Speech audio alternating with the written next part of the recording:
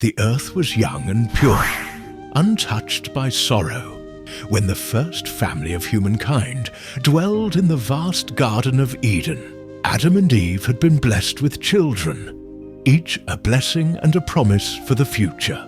Among these children were two sons, Cain and Abel, each destined to teach mankind profound lessons about faith, envy, and obedience. Cain, the elder, was a farmer. His hands knew the soil came from the sweat of honest labor, and his heart beat with the hope of pleasing his Creator.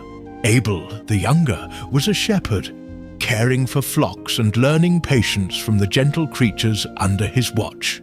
His soul was tender and his devotion sincere. One day, both brothers decided to offer a sacrifice to Allah, to show their gratitude and seek His acceptance. Cain brought some of the fruits from his harvest, ripe and full of promise. Abel offered from the finest of his flock, the best lamb he could find. As they placed their offerings before Allah, a silence filled the air.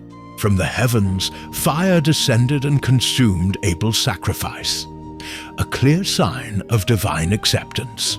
Cain's offering, however, lay untouched. Confused and hurt, Cain's heart darkened. He did not understand why his gift was rejected while his brother's was embraced. The seed of envy began to take root. That night, the brothers sat by the fire, shadows dancing on their faces. Cain's voice was sharp, trembling with anger. "Why is your gift favored over mine? What have I done to deserve this humiliation?" Abel replied calmly, "O brother, it is not for us to question the wisdom of Allah. Let us strive to be better, to purify our hearts and intentions." But Cain's envy grew, twisting his thoughts into dark places. The whispers of Shaitan reached into his soul, promising power and freedom from his torment if only he would act against his brother. One fateful day, as the sun rose high, Cain invited Abel to walk with him into the fields. The air was heavy with tension.